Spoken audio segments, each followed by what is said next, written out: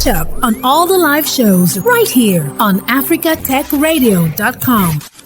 There's nothing more powerful than a smile. Yes!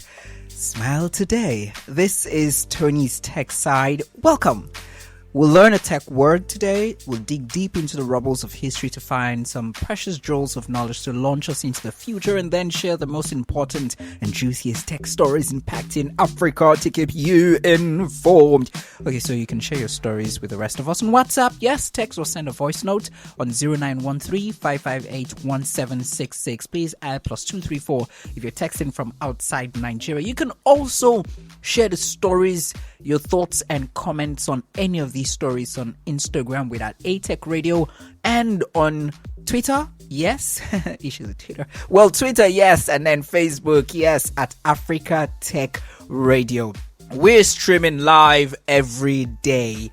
Okay, every day of the week. I mean, every weekday, Monday to Friday, 9 a.m. GMT +1 to 5 p.m. GMT +1 West African time. Actually, if you tweak it a little bit. So, scientists say that Monday, 3rd of July, the hottest day ever recorded in human history, ever globally on average. But then we smile and we move through. Let's dig deep into the rubbles of history. Today in history, 5th of July 1923, Kodak introduced the hand-cranked sign Kodak Model A. It's actually the first complete 16mm film system. It was developed to be an amateur alternative to the 35mm film, most often used by professionals. However, it found widespread use during World War II and later for television production, especially TV news. Yes, 16mm film is still in use today for certain applications. What does it look like? Well, if you Google 16mm film Kodak, right, you would see, this stand they use for cameras now. Well, something like it, but what's on it is more like a camera that has a box around it. Exactly. So today, on this day in the year 1923, that's when this particular model was introduced. Smile, guys. It's gonna be a good day.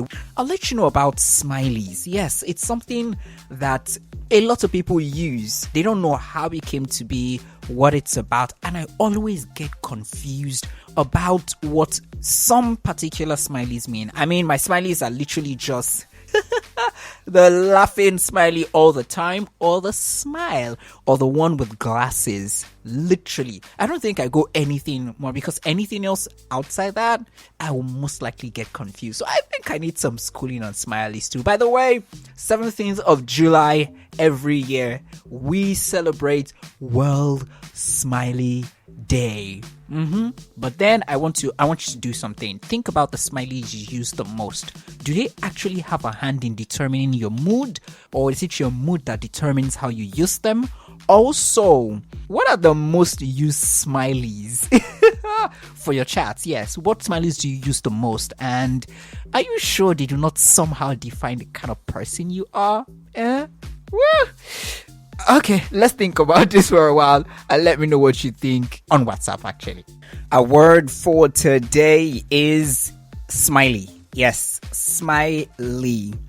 It's a kind of emoji in a way, because an emoji is a pictogram, a logogram, an ideogram, or a smiley that's embedded in text and used in messages online, right? And on web pages.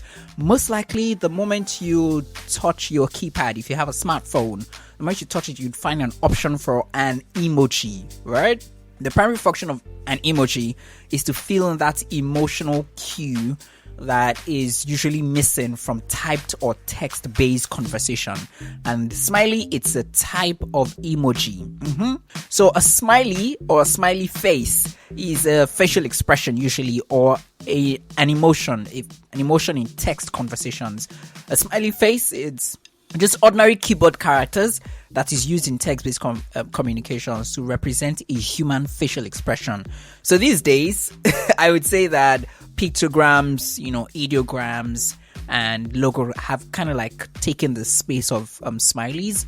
But if you grew up in the world like 10 years ago, 1 or 2 decades ago, you most likely have been used to smileys much more than we have, the pictograms now that everyone uses. The smiley face is used to convey emotion, much in the same way you use facial expressions when you're actually talking to someone face to face. Now, despite its simplicity, it kind of helps to correctly interpret your intent and meaning in an online conversation or online chat. A smiley face may also be called a text smiley, or emoticon. So I used to have a lot of issues with this because I didn't know how to properly, make a smiley, right, with the characters in that same way. So the same way that a person's voice or facial expression changes when having a conversation, a smiley face is used to achieve the same result when you're texting someone. The idea and first use of a text smiley face is credited to Scott Elliott Farman. It's a computer scientist at Carnegie Mellon University. So he thought that using smile and frown text symbols will help message board users distinguish between serious posts and jokes. The message detailing the use of the smiley emoticons was posted in September 1982.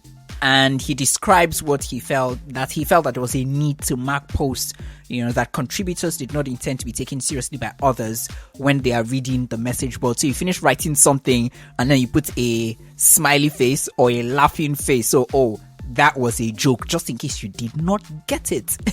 Exactly. To create a text smiley face, you use standard characters and punctuation marks in sequences that look like human facial expressions. This was the one that actually got me, the one I really could not get around, but I'm very sure you're smart enough to actually get around it. For example, the closed bracket represents a sideways smile, and in the colon, you have sideways eyes. Yep. You put them together, make a smiley face. Use the dash to add a nose. Change the colon to a semicolon and you have a winking face with a nose. Put a 0 on top and now you have a winking, smiling angel with a nose. So that's a 0, the colon, and your closed brackets. Well, I hope you can smile now. And I hope this helps you make up your mind on what next to do when you're chatting. At the 2022 Engbeti Lagos Economic Summit, the governor of Lagos spoke about the many wonderful and beautiful things that Lagos will become, right? More like the future of Lagos. And they were all really, really wonderful things, yeah, in terms of economy, sustainability, environment, a lot of things that were towards sustainability, right? And I know there was, some form of funding also launched, green bonds and whatnot. I followed that conversation for a while in 2022, and I also got excited when the announcement was made of the testing of Lagos testing electric buses, and someone said, "Oh, really? Can they withstand the city's notorious traffic?" So I know even Buki. So just so we know, Buki also asks that particular thing, right? If it's going to be possible for the electric buses to withstand the traffic that is, in Lagos. And I'm saying, well, if they're saying they want to do electric buses, right? I think we should just give them a chance, right? To just do the electric buses and see how that is going to be. I'm going to share with you what Buki shared about that. But first off, let's look at, the major things. First, Lagos is a bustling city. In fact, it is Nigeria's most bustling city with the most number of people moving around in one particular day, in one particular year, the most you can have in Nigeria. And Nigeria is Africa's most populous, right? Most populous country by far. Lagos aims to achieve a zero carbon goal by 2050. And the 5-year climate action plan 2020 to 2025 seem to also be in line with all of these things. Now that it's exploring new alternatives like electric buses to reduce greenhouse gas emissions, and transportation sector in Lagos accounts for about 60% of greenhouse emissions in the state. I think the electric buses, which is more like a partnership between Owando Clean Energy Limited and the Lagos Metropolitan Area Transport Authority, is a good thing for many reasons. First, there is a plan, a move, and an action that has been made towards that particular goal, right? And that's a good thing, because most times we just hear talk and there is no action, no plan, no move made in that direction. That's one. Two, I think it's high time we start talking the talk of, climate change and climate action, right? And it has to start with major moves from the biggest players. Three, when you talk about the fact that it's not something that can be done now, what will I tell you? I would say we need to start somewhere. 2 buses is a good move. On full charge, I hear that passengers can travel from Oshodi to Obalende. That's about 26.4 kilometers to and fro, approximately about 5 times before the buses must be recharged. So it means no matter how bad the traffic is, even if we estimate the time for twice going and twice returning with passengers, right? Twice going and twice returning with passengers, we can then charge it. So we would not most likely be in the, get to the part where we say, oh, the buses are stuck on the road and we have to charge them, right? That's 1. 2, I think that as the fuel subsidy removal thing is continues to pinch us harder, we would start looking out for other options that are much more sustainable, especially for the environment, that will be really, really good. And this is one way. I hear that it's still a test phase. It's still in its test phase. But I strongly believe that if all things are done right, this would be a pointer for more people who want to go into EV, electric vehicles as a thing, to come in and see what Lagos State government has done with this test phase and say, oh yes, we should actually start doing something like this. And it might just be the game changer for West Africa or Sub-Saharan Africa when it comes to an EV. I know that Kenya is already big when it comes to EVs, right? But then for these other, for the Western Africa part of it, Lagos might just be the place, like the factory and the place where you're testing. If it can't go worse than it can go in Lagos. People literally sell painting in Lagos traffic. If you can sell, market, and buy painting in Lagos traffic, you just know that traffic eats it. So if you can test those vehicles here and their workability here in Lagos traffic with Lagos traffic, then I think it can work everywhere. And are we thinking also of kind of moving or pivoting the regular BRTs in Lagos to electric, BRTs or electric buses? That's one question. Another question is, a lot of people are riding in their cars. Why? Because the transportation system in Lagos is not exactly trustworthy.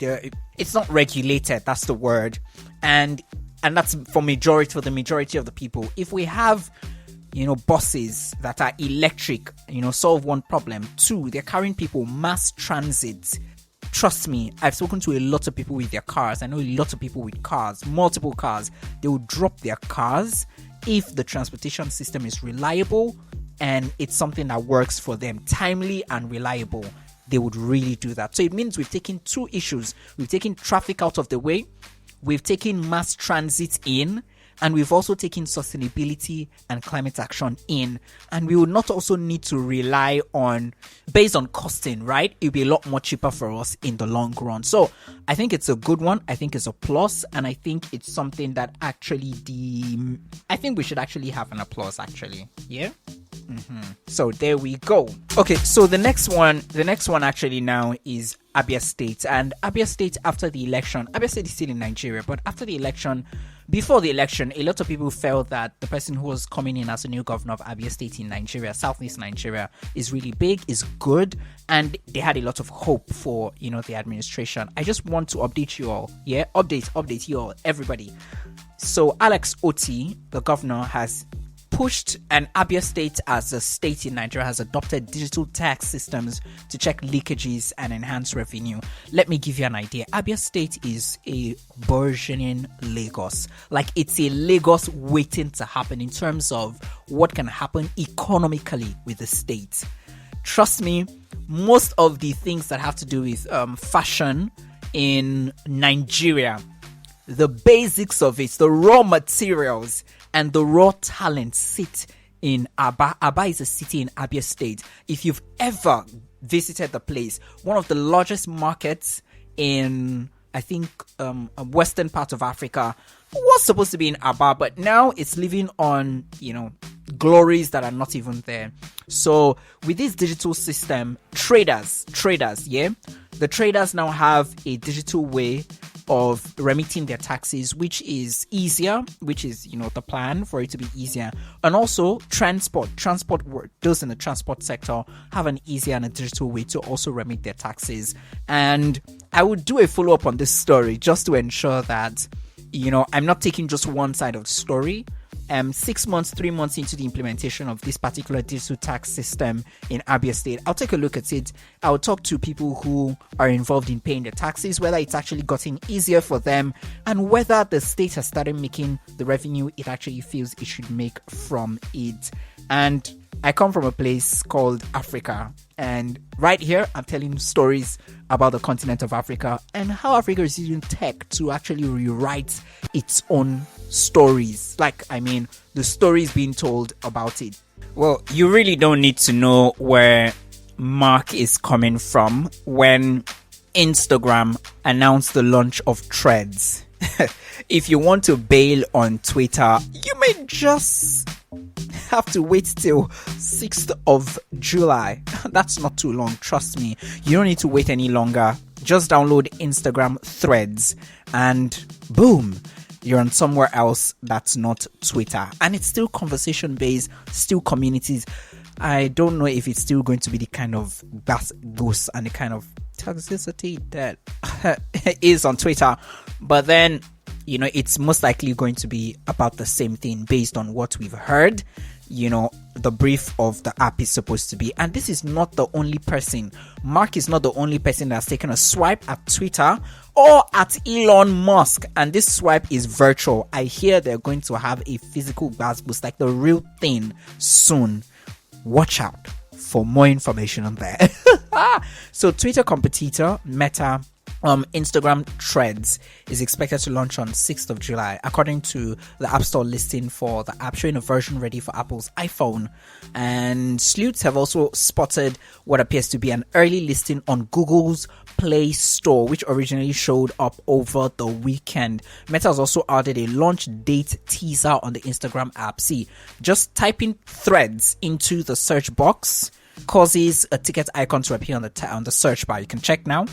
Tap it and a spinning ticket would appear to show you your Instagram username alongside a local launch time translated from 10 a.m. ET on the 6th. The spinning ticket also includes a QR code that links to threads.net, similarly the new social media platform's web portal. Here you see a countdown timer that's also due to end on 10 a.m. ET on 6th of July.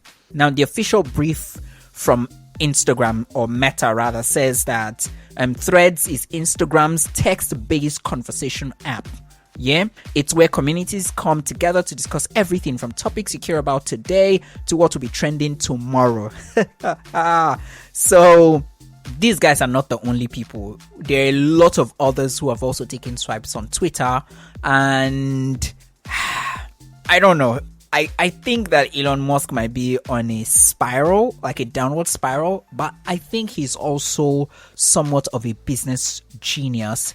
And it might not exactly be the downward spiral that we're thinking of. Maybe he's just uplifting Twitter to become an app where, respectful people, people who have some certain kind of class, can be on. And then the very mass public, which makes Twitter tick, will most likely find their square root. Nonetheless, something that's really important to me, and I think it's really important that we also talk about it every time, is the notification I got on a report that has found data protection loopholes in Tanzania's biometric SIM registration drive.